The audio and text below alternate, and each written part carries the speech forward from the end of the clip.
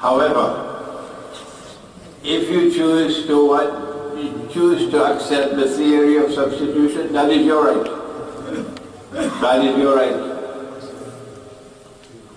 However, my duty as your brother is to tell you to prepare.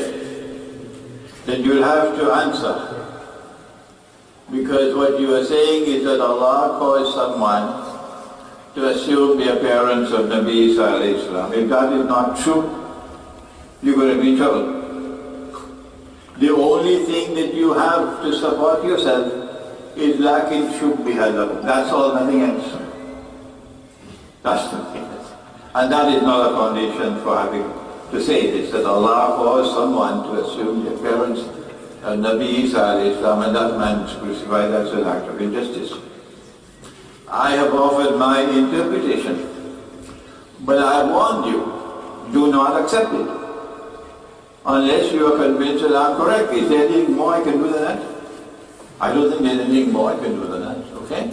You have been blessed by Allah with the capacity to think. You must think. You must decide. Okay, on Ghazwa of Hind, I have never commented and I am not going to comment. Next question.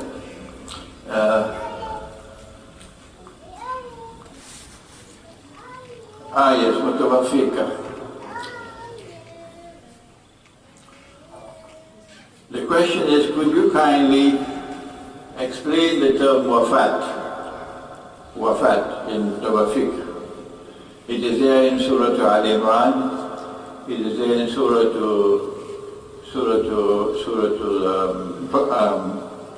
Zumar. Allah yatawaffa al-anfusa hina mawtiha والتي لم تمت في منامها فيمسك التي قضى عليها الموت ويرسل الأخرى إلى أجل مسمى. That's the first one. But is there also in Surah Al-Imran, is there also in Surah Al-Ma'idah. Okay? Wafat in the context in which it appears in these three verses, in that context, it is the taking of the soul and the spirit at the time of Maut. That's why we have the dua, Allahumma firli hayyina wa mayyitina wa shahidina wa ghaibina wa saghirina wa kabirina wa zakarina wa unsana. Allahumma man ahyaytahu minna fahyihi ala al-Islam wa man tawaffaytahu minna fatawaffahu ala al-Iman. So it is the taking of the ruh and the nafs at the time of Maut. That is wafat. Except that the Quran goes on to say that there is a wafat which takes place which does not necessarily imply Maut. And that is wafat at the time of now. So not all wafat is Maut. Unless you want to close your eyes to the Quran. Since the Quran has told us that there is a wafat which is not Maut, فَيُرْسِلُ الْأُخْرَى إِلَى أَجَلٍ مُسَمَّى.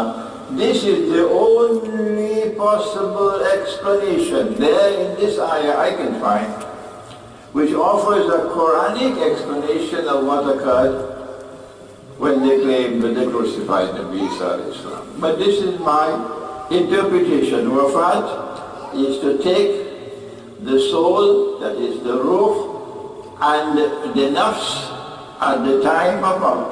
That is wafat. In the context in which the word wafat occurs in these three ayat. Okay? Next. There are several commentators of the Quran, including Muhammad Asad, for whom I pray that Allah might forgive him, because he's my brother, he's a very learned man, and we consider him to be a very sincere and learned man, who translated the Quran, and for that you're going to have to answer on Judgment Day, that the Quran says we cause you to die. Ya Isa, inni mutawaffiq. I will cause you to die. That is his translation.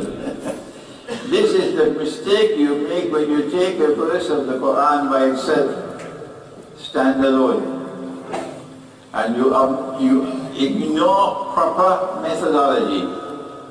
And proper methodology, you find it there in my book on methodology for the study of the Quran. Never take any verse of the Quran in isolation by itself. No.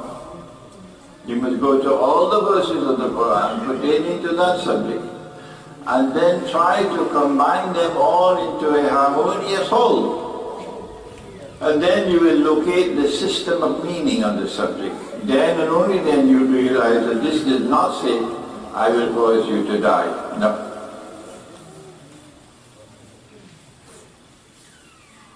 Some people are illegally packed.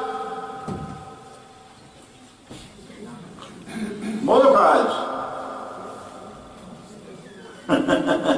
We don't have the numbers of the motorcars, so if you are illegally parked, go and move your car quickly before you lose your car.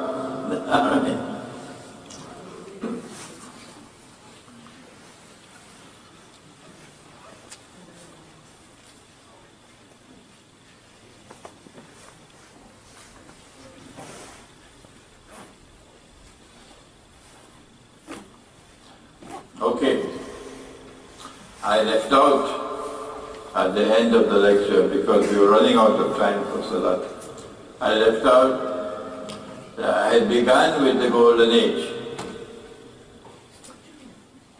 which is the age of Nabi Dawood alayhi salam, Nabi Sulaiman alayhi salam, the holy state which became the greatest state, the ruling state, and the masjid. And this was the Golden Age. I defined for you what was the ruling state.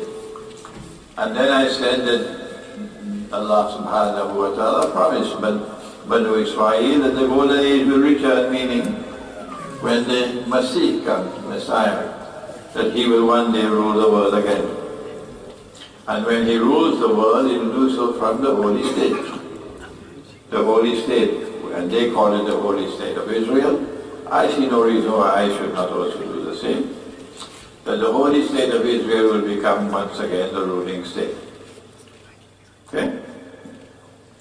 When Nabi Isa alayhi salam returns, and the most powerful voice in history to have prophesied that he will return is the voice of Nabi Muhammad alayhi salatu wasalam. The Prophet said that when he comes back, he will come back as Hakimun Adil. A Hakim is a ruler.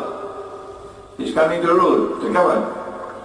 The Hadith also says that Imam al-Mahdi will govern and rule.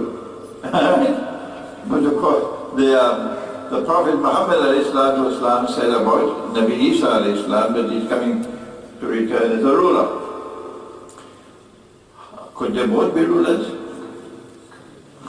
Could they both be rulers? If you look at Iran today, you will see that there is they call him the Rahbar, the Ayatollah Khamenei. He is the spiritual leader of Iran, but he controls the armed forces. He has a lot of power. And then you have the president of Iran. Okay? I do not know what will be the relationship in the power equation between Nabi Isa alayhi salam and Imam al-Mahdi, because we do not have the information. In the Quran, we do not have the information in the Hadith. So when we offer an opinion, that's all it is, opinion. Maybe by looking at the Iranian model, you can see that there is one who is a spiritual leader and one who is a temporal leader. And this is precisely the view that the Jews and the Christians also have. Yeah. The question is, when he comes back, it will be the return of the Golden Age, and the truth will triumph over all rivals. But then the world is going to descend into total chaos again, and then there will be the end of the world. How do we explain this transformation in such a quick period of time? The Prophet said, alayhi salatu wasalam, and this is a hadith which must disturb us a lot. After Nabi Isa alayhi salam dies, and he's buried next to Nabi Muhammad alayhi salatu wasalam, sometime after, we don't know how long, a gas will come out of the sky, and all those who breathe in that gas and who have even a grain of a mustard seed of faith in their heart will die.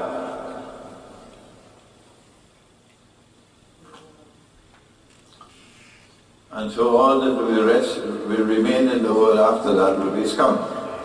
Nothing. So if after that you see Maulana Sahab, which is Topi, and his Dari, and he's giving learned lectures on Quran and Hadith, you know the implication. It's only words. It's only words. There's nothing inside. Not even a grain of a mustard seed of Iman in that heart. That's the warning for us after that gas comes out. Therefore it is now easy for us to understand. We don't know what is the time lapse. We don't know. Only Allah knows. After the death of Nabi Isa alayhi salam and the end of the world, we do not know what is the time lapse. What we do know is that this event will take place. And after that only the scum will be left on the earth. And at that time people will be having sexual relations in public like donkeys.